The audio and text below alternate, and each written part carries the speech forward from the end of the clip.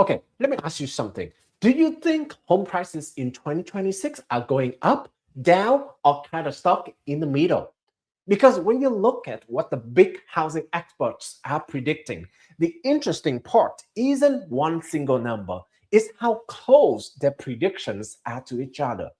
And when that happens, it usually means the market is changing in a quiet way, not a dramatic one.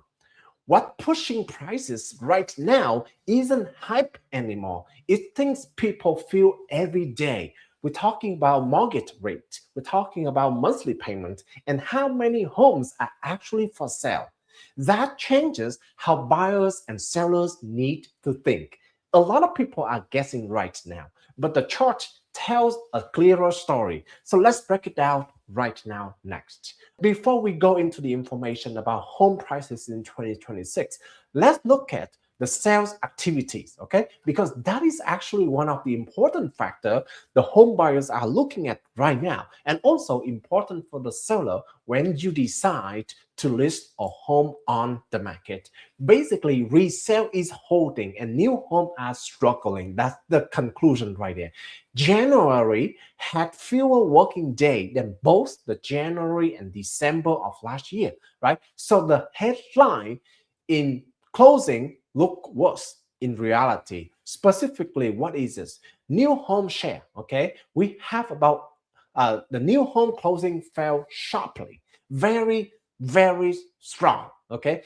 This is actually the lowest level in the nearly 10 years, 18%.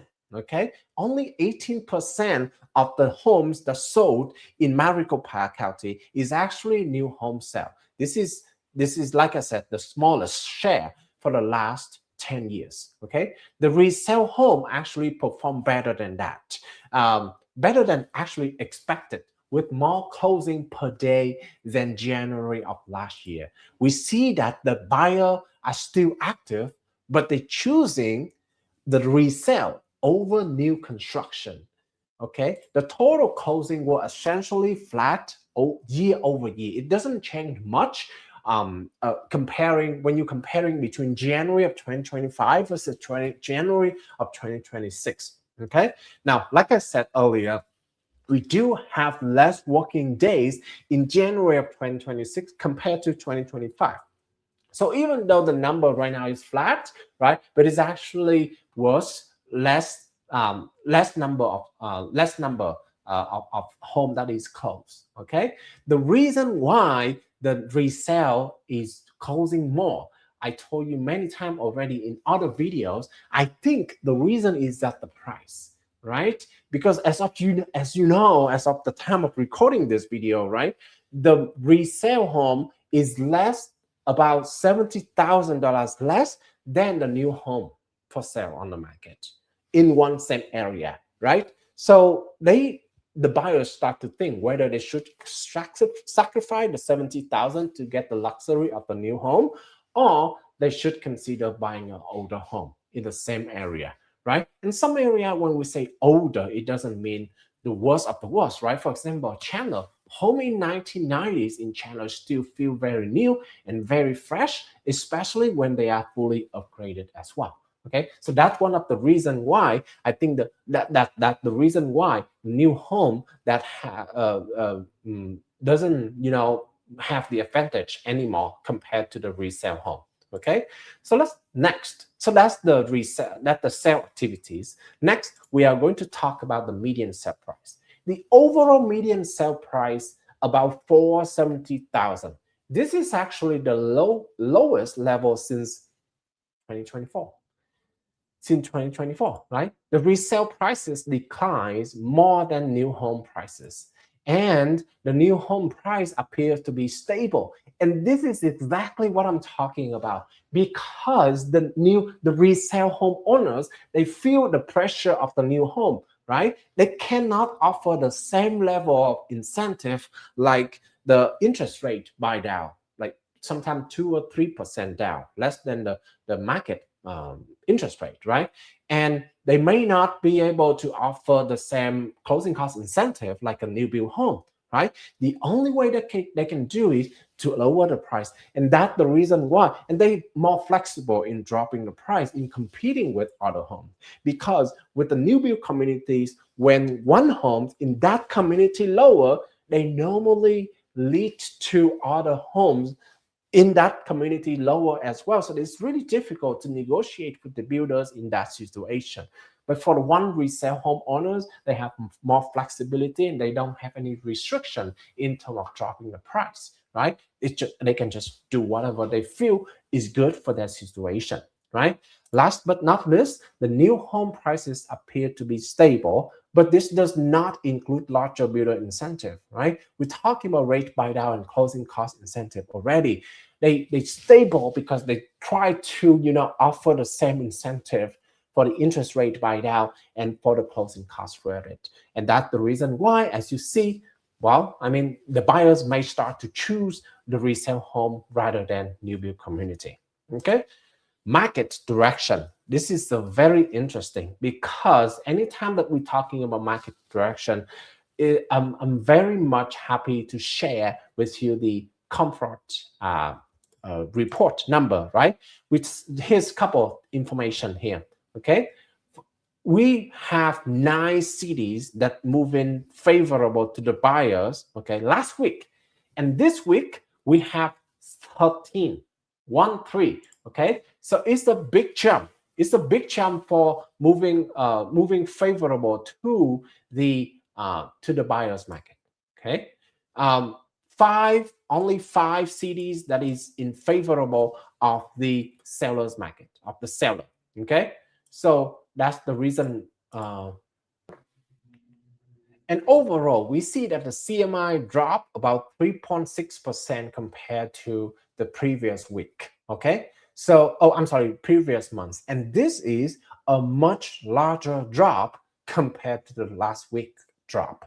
Okay, some of the strongest changes happening in some of the cities used to have the biggest momentum for the seller. We're talking about Fountain Hills. That is 20% drop from 156 points to about, from 193 points to about 156. Okay, so this is the big drop for Fountain Hills. The other big drop including Goodyear, Scottsdale, Queen Creek, Paradise Valley, and Cave Creek. Each of them dropped about 7%. And 11% for Goodyear actually. So this is actually the second biggest drop in those cities. Okay, Glendale was the only one stand out. Okay, because Glendale is a 4% increase. Okay, the other one is Mesa and Phoenix, 3% increase, 2% increase, Avondale 3% increase. Those are the cities that is increasing toward the seller.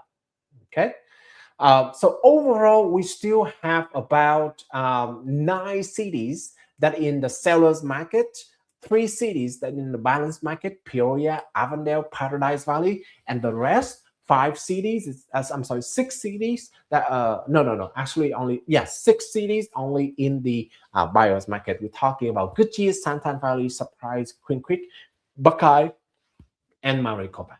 Okay, so what does that mean? That means the market has shifted. Okay, when you look at the dollar volume instead of unit count, okay, a clear pattern emerged across the greater Phoenix. Okay, and this is what we're talking about, the shift here. 39% homes over 1 million now represent 39% of all dollars spent, up from 25% about 3 years ago. That's a 56% increase in the market share at the high end. Okay, in the meantime, okay, home that is under 500 actually lost 27% of their dollar share. Okay, the 500 to 1 mil drop about 10%.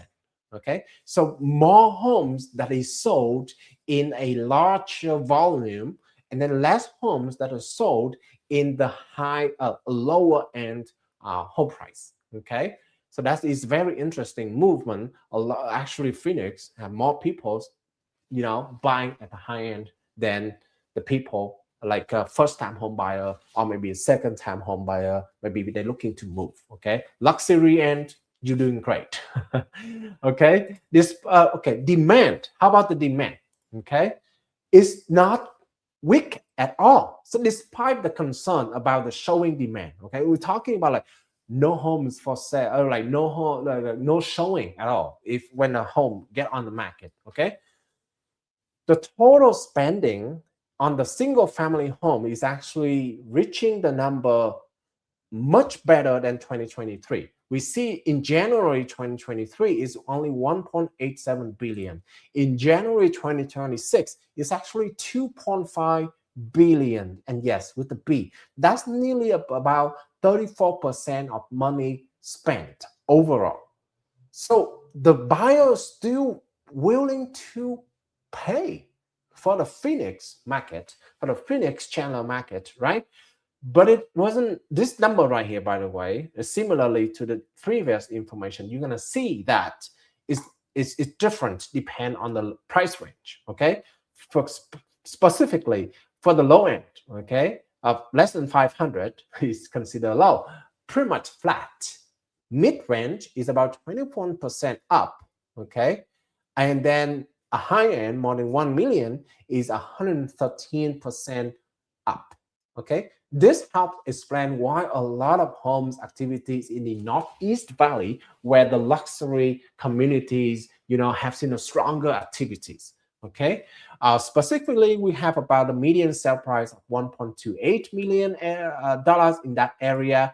Outside of that area, outside of the Northeast area, only 450. When we take away all the homes in the Northeast Valley, okay, 93% of homes sold outside of that area is actually $1 million or less.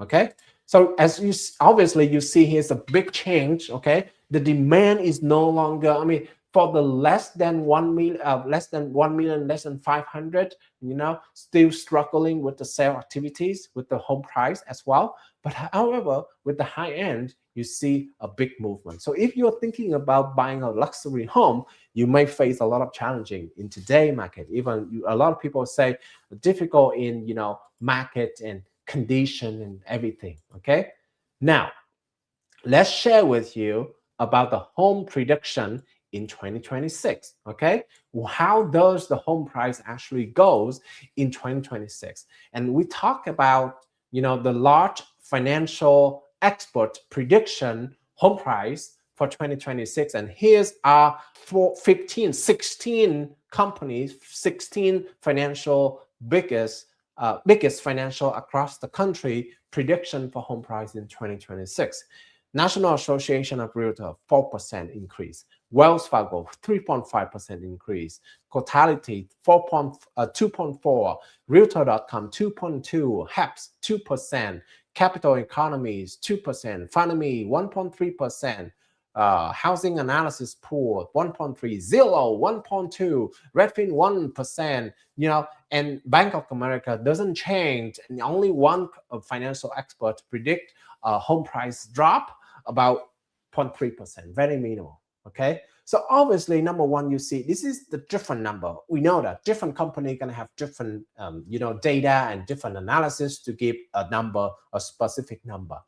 You see, however, this one doesn't change much across, right? The biggest gap is only 4.3 between the biggest to the smallest. And if we're talking about $100,000 house, that's only, I'm sorry, $100,000 house, that's only $4 difference. Okay, so that's right? Is that right? Yes, $4 difference. Yes, so that's a very, very small change in home price. Okay, so let me see, 100. I cannot think in my head right now. Oh, I'm sorry, 4,000.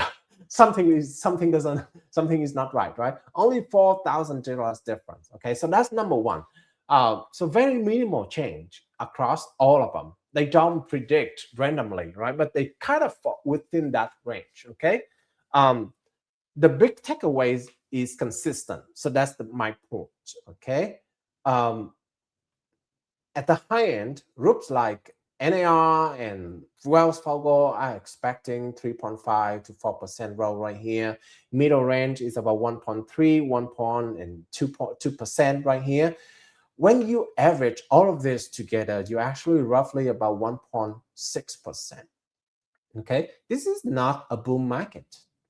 Okay, this is not the boom. This is not the big number. Big number, we're talking about 10 or 15 or 20% increase, right? But this is definitely not a crash scenario neither.